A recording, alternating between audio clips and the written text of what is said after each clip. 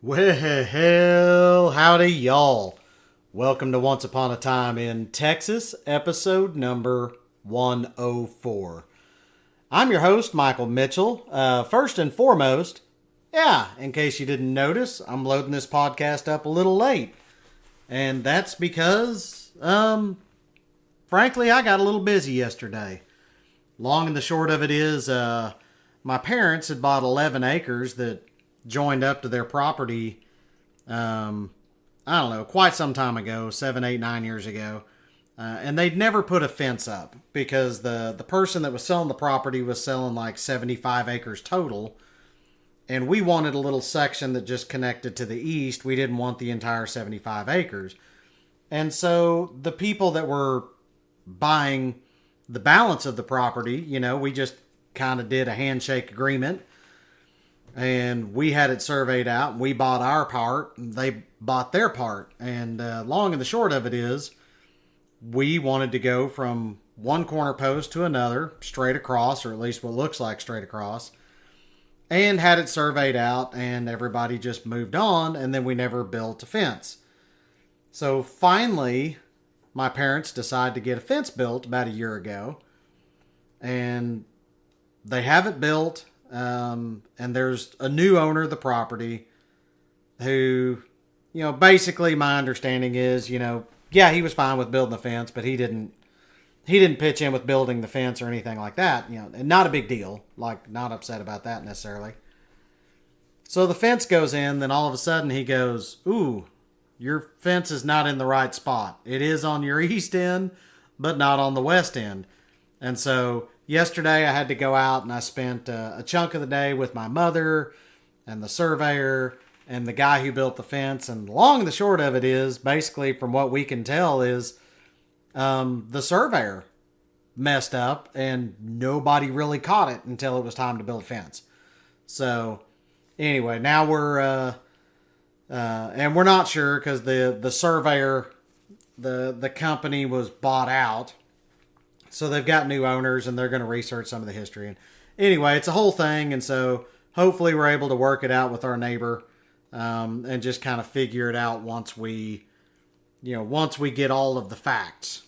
My dad, of course, is just very indignant about the whole thing. But I don't know, cooler heads will prevail. We'll make it happen. But it took time out of my day, and I did not make it to this.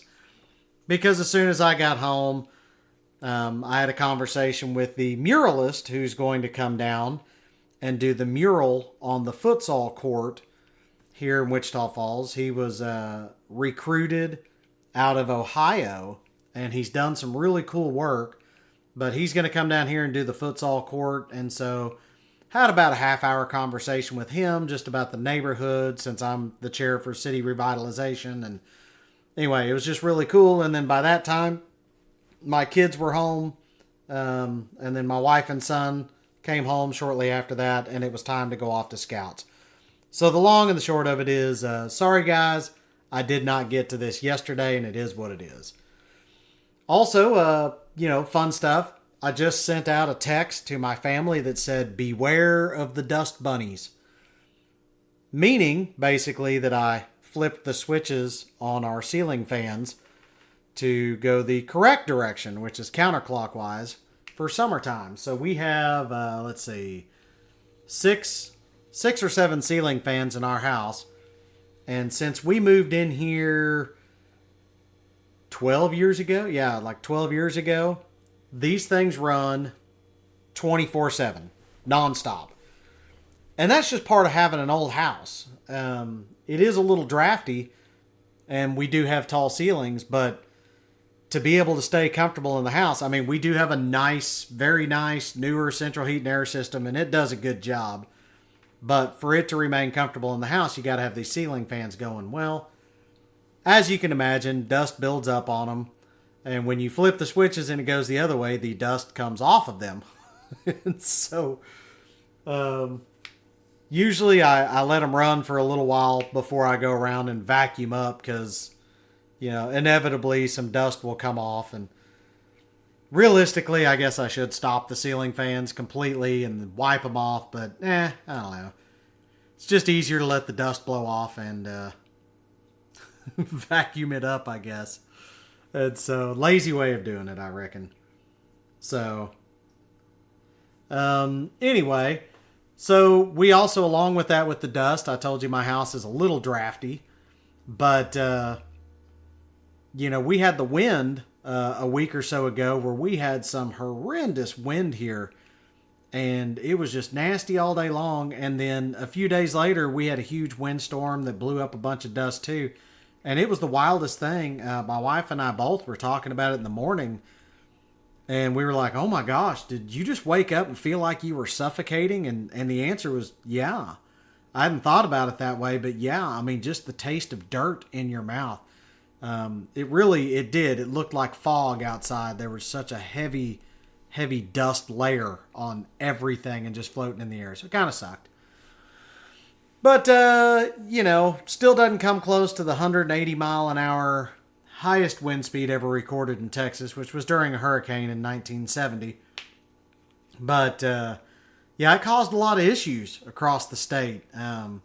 Even out towards Amarillo, where they had the big pile up, just because, this dust is kind of like fog. You just can't see, and just is what it is.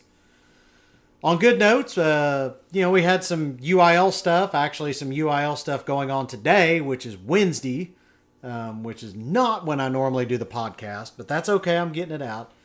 My oldest daughter, Lorelai, will be doing UIL wind ensemble this afternoon and competing, and we'll see how that goes.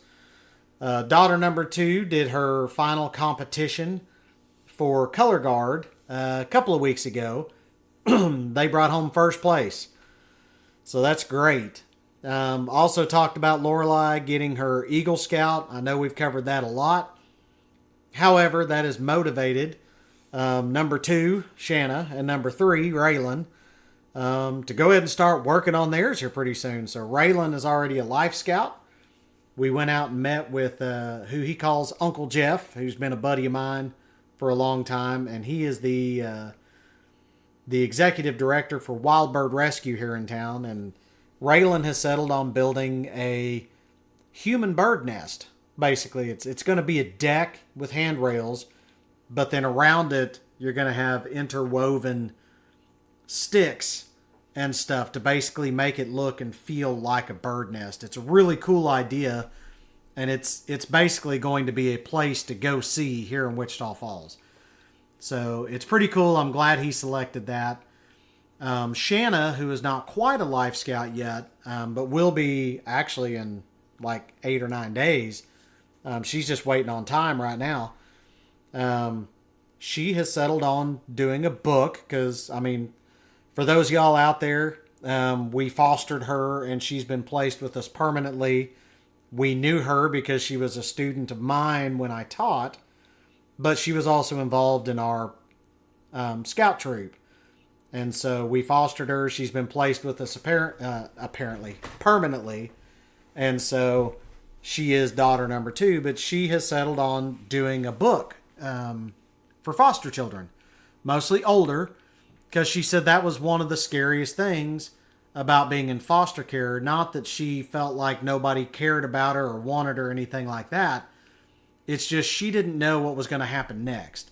She didn't know who all the people were that were involved in getting her where she needed to be. She didn't understand the process. And so there was a lot of unknowns that are pretty standard during a normal CPS, fostering type case. And she thought, just being an older youth, she just felt like if she'd had a little more information, like her anxiety would have been way lower. And so it was actually suggested by another friend of mine that works for an organization called To Engage, that is a contractor for CPS to help get kids fostered out. And that's actually where Shanna went through. And so we're looking at, I say we, it was suggested to her to maybe write a book to help foster kids, older ones, 10 years old and up, really understand kind of what's going on, what the process is, and so on and so forth. And so, yeah, I mean, I feel like it's just really good Eagle projects. They're both thinking about maybe trying to be done by the end of the year. So I just told them, let's go. So anyway, that's enough of the stuff. Today might be a little longer podcast because I've got some cool information that I found. So before we jump into it, well, I'm sorry. So who were the Texas Old 300, and how is it related to Stephen F. Austin? And speaking of Stephen F. Austin, I think we all know who he was, but do we really know him? And kind of how he became important to Texas. So we're going to hit on that today. Before we jump into it, as always, want to thank our sponsors, me and Victory Home Loans. I know there are tons of people moving to and in Texas and Oklahoma. I'm actually working on 2 or 3 loans in Oklahoma right now. And if you know somebody looking to move to or in either of those states, send them my way. TheMichaelMitchell.com, TheMichaelMitchell.com. I'd love to help them out buy a house. If you know somebody that needs to refinance because they bought a house the last couple of years and the rates suck, I can help them out with that too. Long and the short of it, I'm a mortgage loan originator, and we are faster, cheaper, and easier than working with just the normal big box bank. So send them my way, TheMichaelMitchell.com, TheMichaelMitchell.com. Remember, when you work with me and Victory Home Loans, we sell dreams, not mortgages. So where did this week's idea come from? Well, I heard someone say something about the old 300, because I always hear somebody say something and I kind of go, what's that? And so I did a little, search on the old interwebs, and of course came across one of my favorite websites, the Texas State Historical Association online, tshaonline.org, I believe. So anyway, let's talk about who they were. So the name the Old 300 is sometimes used to refer to the settlers who received land grants in Stephen F. Austin's first colony.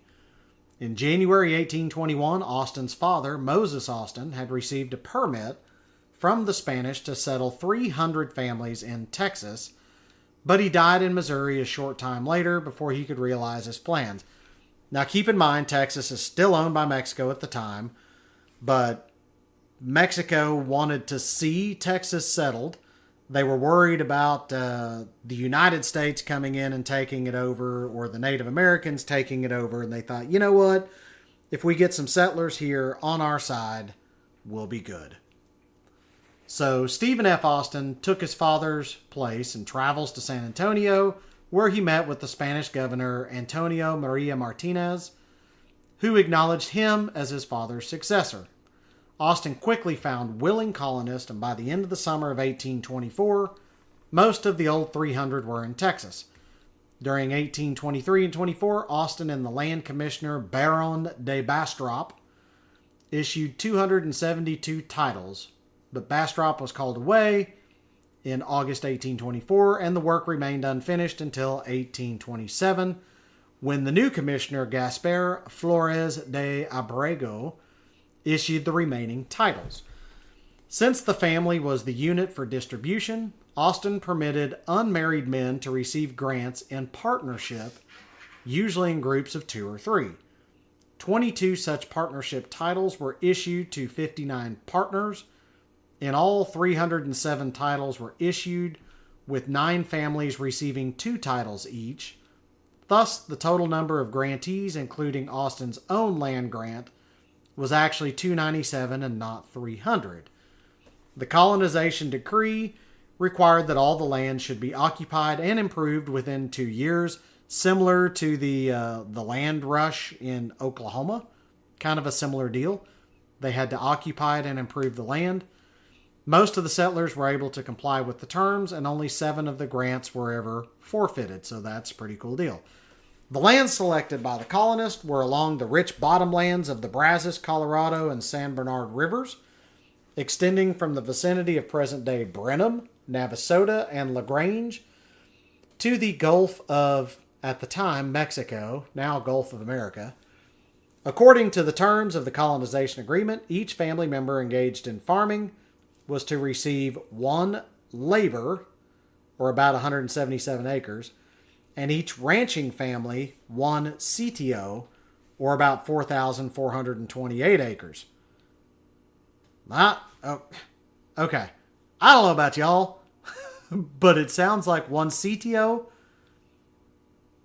4,428 acres, sounds a whole lot better than doing 1 labor of about 177 acres.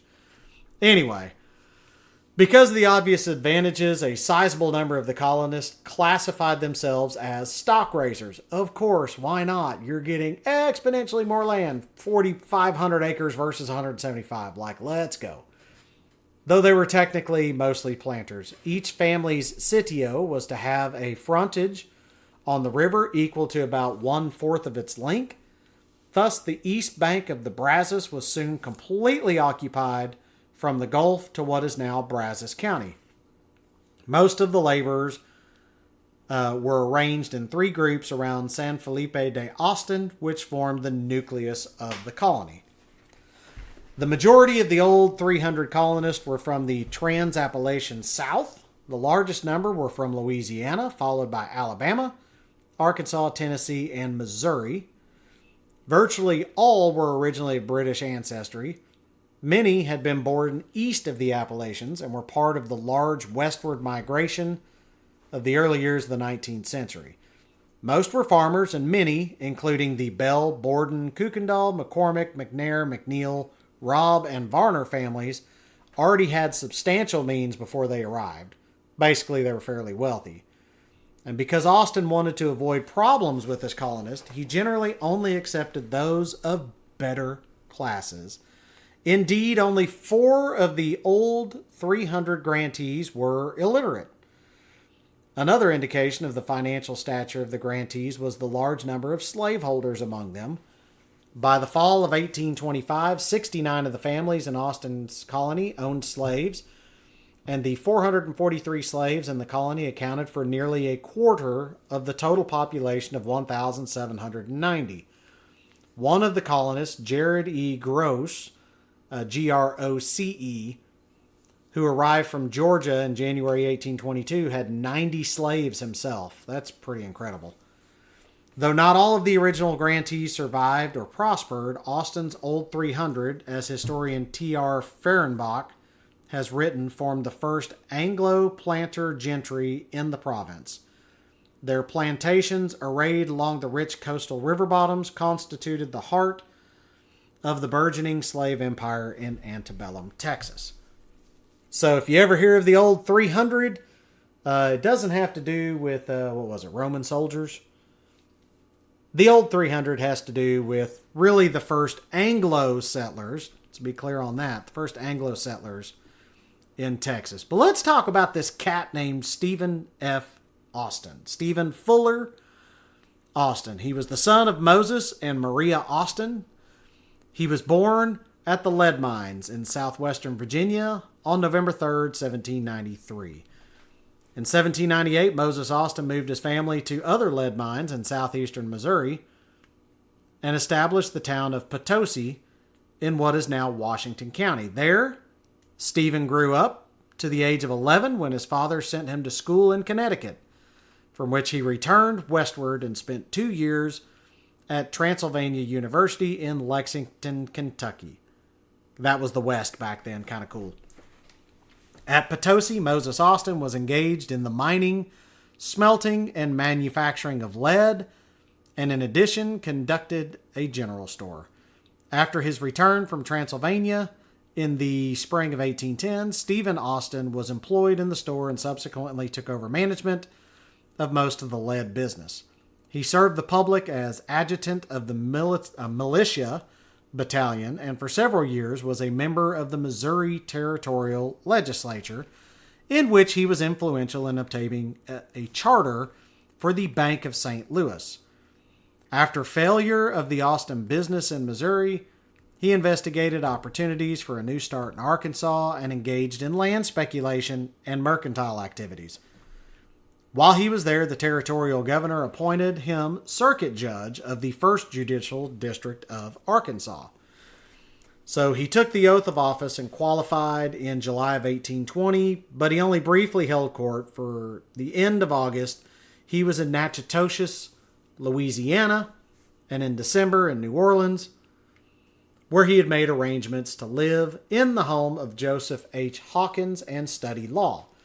At this time, Moses Austin was on his way to San Antonio to apply for a grant of land and permission to settle 300 families in Texas. So, Stephen decides to go to Louisiana and study law. Daddy Moses decides to go to Texas and do this. So, though not enthusiastic about the Texas venture, Austin decided to cooperate with his father. So, Austin, Texas, named after Stephen F. Austin, is the capital of Texas. And Stephen, in the beginning, is not enthusiastic about it. But his dad sways him and basically says, well, just at least cooperate, And Stephen does. So he arranged to obtain a loan from his friend Hawkins to float the enterprise and was at Natchitoches, I'm probably saying that wrong, expecting to accompany his father to San Antonio when he learned of Moses Austin's death. He proceeded to Austin, where he arrived in August 1821, authorized by Governor Antonio Maria Martinez to carry on the colonization enterprise under his father's grant. Austin came to an understanding about certain administrative procedures and was permitted by the governor to explore the coastal plain between the San Antonio and Brazos rivers for the purpose of selecting a site for the proposed colony. Among other details, he arranged with Martinez to offer land to settlers in quantities of 640 acres, which 640 acres is now known as a section in Texas. So 640 acres to the head of a family, 320 acres for his wife, 160 acres for each child, and 80 acres for each slave. For such quantity as a colonist desired, Austin would collect 12.5 cents an acre in compensation for his service. That's interesting. Martinez warned Austin that the government was unprepared to extend administration over the colonists and that Austin must be responsible for their good conduct in the state of the Mexican state of Texas. So Austin returns to New Orleans, publishes the terms, and invites colonists, saying that settlements would be located on the Brazos and Colorado rivers. The Long Depression, followed by the Panic of 1819 and changes in the land system of the United States, made settlers eager to take advantage of the offer of free land, and the first colonists began to arrive in Texas by land and sea in December of 1821. To his great disappointment, Austin was informed by Governor Martinez that the provisional government set up after Mexican independence refused to approve the Spanish grant to Moses Austin, preferring to regulate colonization by a general immigration law. So basically, the new independent Mexican government decides to yank the rug out from Austin. Probably pissed him off. So Austin hastens to Mexico City and by unremitting attention succeeded in getting Augustin de Iturbide's Rump Congress, the Junta Institute, to complete a law that the emperor signed on January 3rd, 1823. It offered heads of families a league and a labor of land, 4,605 acres, and other inducements, and provided for the employment of agents called impresarios to promote immigration. For his services, an impresario was to receive some 67,000 acres of land for each 200 families he introduced. Immigrants were not required to pay fees to the government, a fact that shortly led some of them to deny Austin's right to charge them for services performed at the rate of 12.5 cents an acre.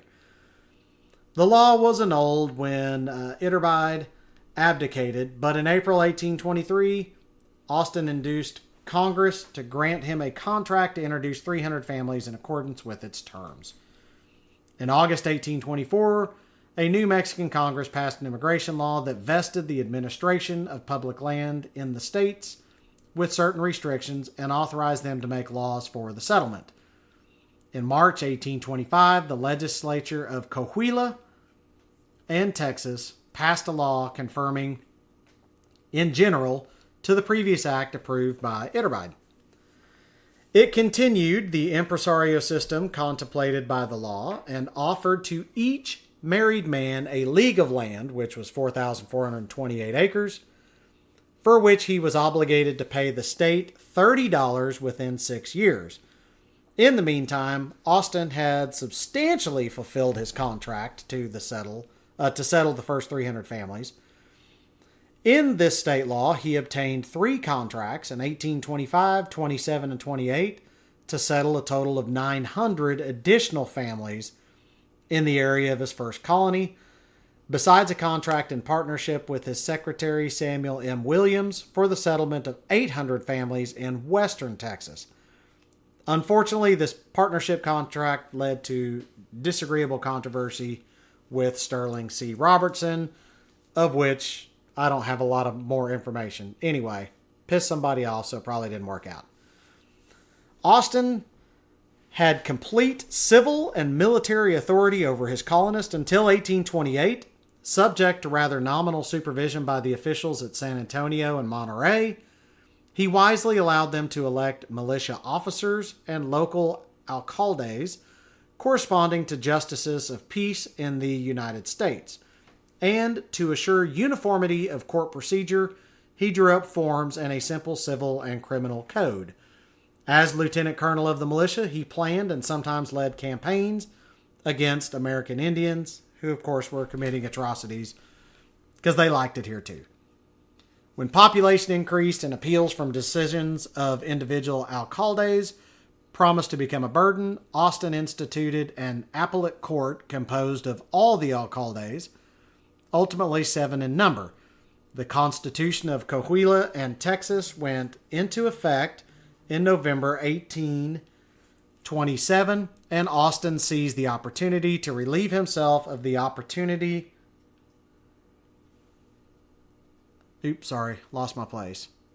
Relieved himself of the opportunity for the details of local government by hastening the organization of the Ayuntamiento, over which, by virtue of experience, he continued to exercise strong influence in relations with a superior government of the state. Aside from the primary business of inducing immigrants to come to his colonies, Austin's most absorbing labor was devoted to the establishment and maintenance of the land system. This involved surveying and allocating land to applicants with care to avoid overlapping and to keep conflicts at a minimum. The Mexican practice of issuing titles on loose sheets without a permanent record invited confusion, and Austin asked and obtained permission to record titles in a bound volume having the validity of the original. Both copies and originals had to be attested by the land commissioner who represented the government, but Austin and his secretary had to prepare them. So the labor of directing surveyors, checking their field notes, allocating grants, preparing titles and records, entertaining prospective colonists, corresponding with state and federal officials, punishing hostile American Indians, and finding food and presents for friendly visitors to keep them from marauding was heavy and expensive. To meet current costs, Austin's only resource was to assess fees against the colonist. Though his original plan was to collect 12.5 cents an acre for services rendered was originally welcomed by the first settlers, some of them refused to pay after the imperial colonization law imposed to compensate impresarios by grants of land, ignoring the facts that the impresario could not claim the grant until he had settled at least 200 families, and that he could hardly sell land when every married man could obtain 4,600 acres free. The settlers appealed to the political chief in San Antonio for an opinion, and he ruled that Austin could not collect. So Austin gets a punch in the gut. At the same time, however, he proclaimed a fee bill, which, among other details, allowed the land commissioner, the Baron de Bastrop in the first colony, to charge $127 a league for signing titles, and Austin made a private arrangement with Bastrop to split this fee. A rather veiled provision of the state law of 1825 allowed impresarios to reimburse themselves for the cost and services, and under this law, Austin required colonists to pay, or promise to pay, first $60 and later $50 a league. Nearly all the collections, as he was able to make, were consumed in necessary public expenses, which fell upon him because nobody else would pay them. The statement applies, in fact. Oh, wow. It just started raining. We weren't supposed to get rain today, and it is now raining. Good. Wash my truck off. So this statement applies, in fact, to all colonizing experience. Though his personal circumstances became somewhat easier with the growth of the colonies, he wrote shortly before his death that his wealth was prospective, consisting of the uncertain value of land acquired as compensation for his services as impresario. So basically he's saying he's a wealthy man, but it's all perspective. He doesn't know how much he's going to get yet, and he may not know the value of the land that he's acquired. Anyway, so besides bringing the colonists to Texas, Austin strove to produce and maintain conditions conducive to their prosperous development. This aim coincided in general with that of the government.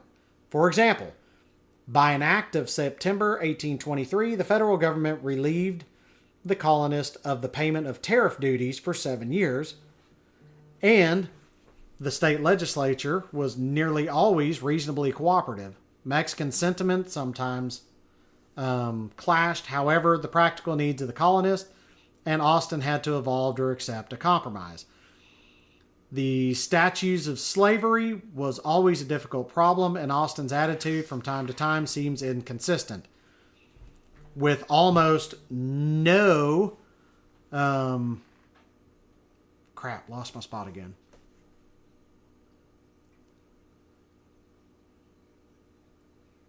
So, with almost no free labor to be hired and expecting most of the colonists to come from the slave states, Austin prevailed on the Junta Instituyente to legalize slavery in the imperial colonization law under which the first colony was established. Contrary to his strenuous efforts, the Constitution of Coahuila in Texas prohibited further introduction of slaves by immigration, but the legislature passed a law at his suggestion that evaded the intent of the Constitution by legalizing labor contracts with nominally emancipated slaves. He appeared to concur, however, when Congress prohibited immigration in 1830 and tried to convince the colonists that the longtime interest of Texas would be served by prohibition. He vividly pictured the potential evils of slavery and was apparently sincere, but he failed to reconcile the colonists to the law, and after 1833 declared consistently that Texas would be a slave state. Whatever his private convictions may have been, it is evident that they yielded to what may have seemed to be the current need of Texas. It is inferable, moreover, that his acceptance of federal and state regulations against the extension of slavery contemplated continuation of the evasive state labor law. So another subject in which the interest of the colonists were deeply involved was their protection from efforts of creditors to collect debts incurred by debtors before they moved to Texas. In view of the conditions of the United States during the 1820s, it was inevitable that many should have left debts and unpaid judgments behind them. Working through the local ayuntamiento, the political chief in San Antonio, and representatives in Congress or legislature, Austin secured a state law that closed the courts for 12 years to plaintiffs seeking collections of such debts and permanently exempted land, tools, and implements of industry from execution if a suit was finally won. The law provided further that the unsuccessful defendants could not be required to pay produce or money in a way to affect their attention to their families, to their husbandry, or art they profess. In effect, it was a sweeping homestead exemption law. For a while in 1832, Austin toiled with the idea of abolishing collateral security for loans and basing the credit system upon moral character alone, avoiding unjust retroactive effects. That didn't happen, but even still today, you can only borrow up to 80% of your homestead unless it's the initial loan. So if you do a cash out refinance of your property, you can only borrow 80% of your property in Texas. And it goes back pretty much to this time. So, aware of the importance of external trade, Austin consistently urged the establishment of ports and the temporary legalization of coasting trade in foreign ships. In lengthy arguments to various officials, he declared that the coasting trade would establish ties of mutual interest between the colonists and Mexico and enable Mexico to balance imports from England by exporting Texas cotton. Congress legalized the port of Galveston after a survey of the pass by Austin in 1825, and the government winked at the use of the Brazos and other landing places, but the coasting trade in foreign vessels was not established. As a result, external trade was confined to the United States. As early as 1829 and as late as 1835, Austin was giving thought to diversion of the Missouri Santa Fe trade to Texas, but this was another far-sighted plan that just never came to fruition. Harmony with state and federal authorities was indispensable to the success of the colonies. Austin was apparently very good at creating these harmonies.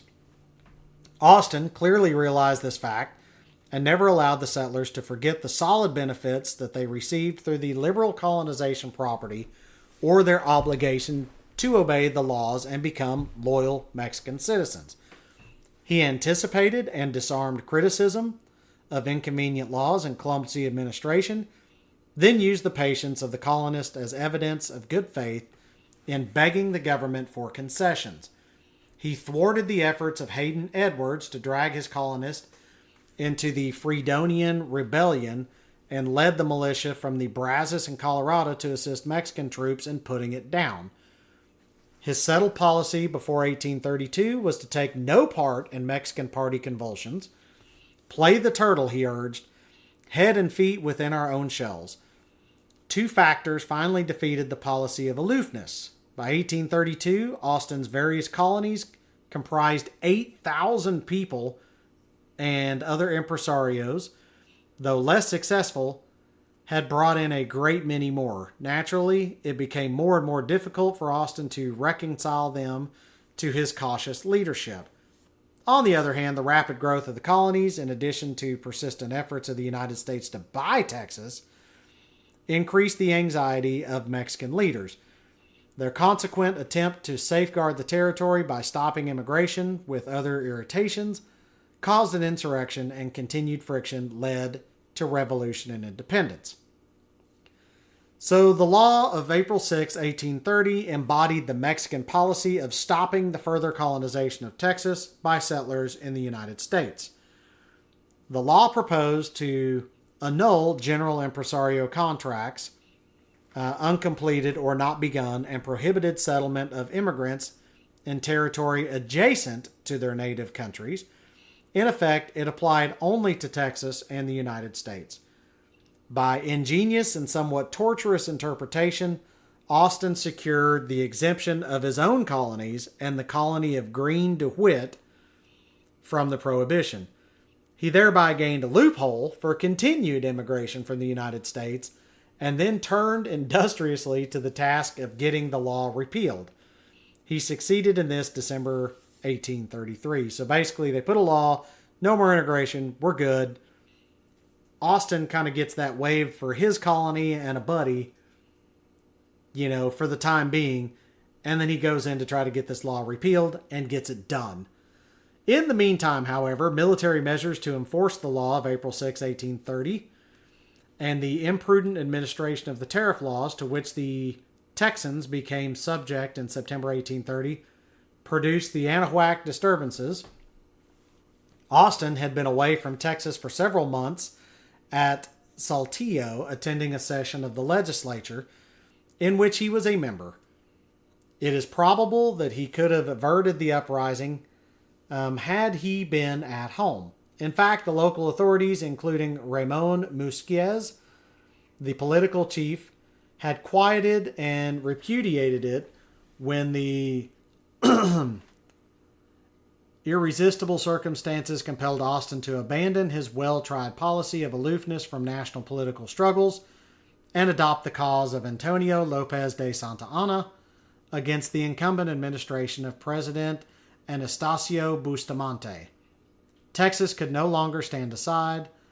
Fortuitously, Santa Anna won, and the colonists could not be diverted from claiming the reward of their valorous support. So yeah, a lot of people don't know that. Austin throws the support of the Texian army behind Santa Anna, and Santa Anna wins and ends up being the president of Mexico. The Convention of 1832 met in October of that year to inform the government of the needs of the Texans, or Texians. They wanted repeal of the prohibition against immigration from the United States, extension of tariff exemption, and separation from Coahuila, and authority to establish state government in Texas. For reasons that absolutely are not clear, these petitions were not presented to the government. Though Austin was president of the convention, he doubted the expediency of the meeting, fearing that it would stimulate suspicion of the loyalty of the colonists, all the more because the old Mexican inhabitants of San Antonio had sent no delegates to the convention. It is easy to conclude that Austin held out hope that he might persuade these local Mexicans to take the lead in asking for reforms in a later convention. At any rate, he was in San Antonio, engaged on his mission, when the ground was cut from under his feet by publication of a call for a second convention to meet in San Felipe on April 1st, 1833. Again, Austin acquiesced and served in the convention, hoping in some measure to moderate its action. This convention of 1833 repeated the more important petitions of the previous meeting and went further in framing a constitution to accompany the request for state government. Though it is well known that Austin thought the movement was ill-timed, the convention elected him to deliver the petitions and argue for their approval. Even men who distrusted him acknowledged his great influence with state and federal authorities. He left San Felipe in April, arrived in Mexico City in July, and after unavoidable delays persuaded the government to repeal the law of April 6, 1830, and to promise important reforms in Texas local government. He started home in December, reasonably satisfied with what he had done, and convinced at least that he had left nothing undone. President Santa Anna simply would not approve state government for Texas. Pretty much that's it. He listened, let Austin go away, thinking that, he had won, done the good things. Santa Anna decides, we're not going to do that. And so Austin is arrested at Saltillo in January under suspicion of trying to incite insurrection in Texas and is taken back to Mexico City. No charges were made against him. No court would accept jurisdiction of the case, and he remained a prisoner, shifting from prison to prison until December 1834, when he was released on bond and limited to the area of the federal district. He was freed by general amnesty law in July 1835, and at the end of August returned to Texas by way of New Orleans. So think about this. Austin's father, Stephen Austin's father, Moses, decides he wants to help colonize Texas, land speculation, all that. He dies. Austin kind of comes into it not really feeling great about it, in all honesty, but then he just does this great job of supporting Mexico after its independence,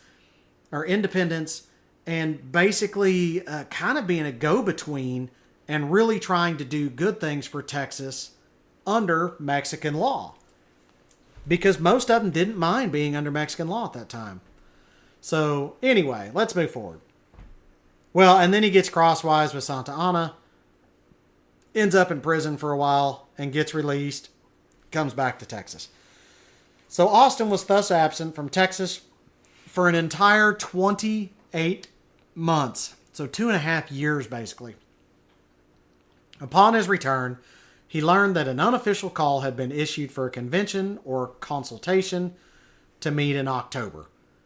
Probably he could have quashed this call, but in a notable speech at Brazoria on September 8th, he gave it his sanction. Probably because he was pissed off about being in prison for 2.5 years. And election of delegates proceeded. The consultation organized on November 3rd. In the meantime, during September and early October, Austin had been in effect civil head of the Anglo-American Texas as chairman of the Central Committee at San Felipe.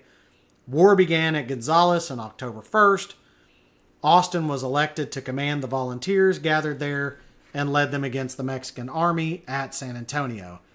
In November, the provisional government elected him to serve with William H. Wharton and Branch T. Archer as commissioner to the United States. He arrived in New Orleans in January 1836 and returned again to Texas in June. The business of the commissioners was to solicit loans and volunteers, arrange credit for munitions and equipment, fit out warships, and do whatever they could to commit the government of the United States to recognition and eventual annexation if Texas should declare independence. They were fairly successful in accomplishing this program, except in the effort to obtain assurances from President Andrew Jackson and Congress. Austin was convinced, however, that Congress would have voted for recognition in May after the Battle of San Jacinto if the acting president, David G. Burnett, had cooperated with the commissioners by sending them official reports of conditions in Texas. Somewhat hesitantly, Austin consented to offer himself for the presidency after his return to Texas. He was defeated in the election of September 1836, but accepted the office of Secretary of State from the successful candidate. He died in service on December 27, 1836, at the untimely age of 43. So he had done great things. Just incredible. What an incredible life. And the majority of his life is spent in Texas, which was really kind of torn between Spain, because you got to remember when he first comes to Texas, it's Spain, then Mexico after its independence, to basically getting his nose thumbed at him by Santa Anna, to coming back to people pissed off, to going into Texas independence. So judged by historical standards, Austin really did do great work. That's what I was trying to say. So he began the Anglo-American colonization of Texas under conditions more difficult in some respect than those confronted founders of the English colonies on the Atlantic coast. He saw the wilderness transformed into a relatively advanced and populous state, and fundamentally it was his unremitting labor, perseverance, foresight, and tactful management that brought the miracle to pass.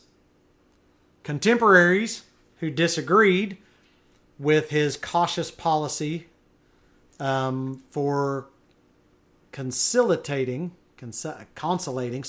Mexican officials accused him of weakness and instability, but criticism did not cause him to abandon it. Casually discussing this subject in a letter of April 9th, 1832 to his secretary, he wrote, "Some men in the world hold the doctrine that it is degrading and corrupt to use policy in anything. There is no degradation in prudence and a well-tempered and well-timed moderation." Until the passage of the law of April 6, 1830, attempting to shut out immigrants from the United States, he believed that Texas could develop into a free and prosperous Mexican state, a goal that he sincerely desired. Passage of the law and continued political turmoil in Mexico certainly shook his confidence, but prudence forbade abandonment of the policy of outward patience. And consolation before Texas seemed strong enough to demand reforms and back the demand by force. Premature action might be fatal, or so he thought. He would have prevented the conventions of 1832 and 1833 if he could have had his way, but since he couldn't, he went along and tried to moderate their demands as best he could. The same considerations caused him to oppose the Texas Declaration of Independence by the provisional government in 1835. While there was hope of winning the support of the Liberal Party in Mexico. So in short, his methods varied depending on circumstances, but from the abiding aim to promote and safeguard the welfare of Texas, he really never wavered. As he wrote in July 1836, the prosperity of Texas has been the object of my labors, the idol of my existence. It has assumed the character of a religion for the guidance of my thoughts and actions for 15 years. Consciousness of heavy responsibility dictated his policy of caution and moderation and compelled him to shape his methods to shifting circumstances. So we learned a little bit more about Stephen F. Austin today. He cared about Texas. He wanted Texas to be a free and prosperous state under Mexico. And even when it was decided for Texas to assume its independence, which he opposed, he still went along with stuff to be able to help kind of be the middleman, to help kind of calm people down.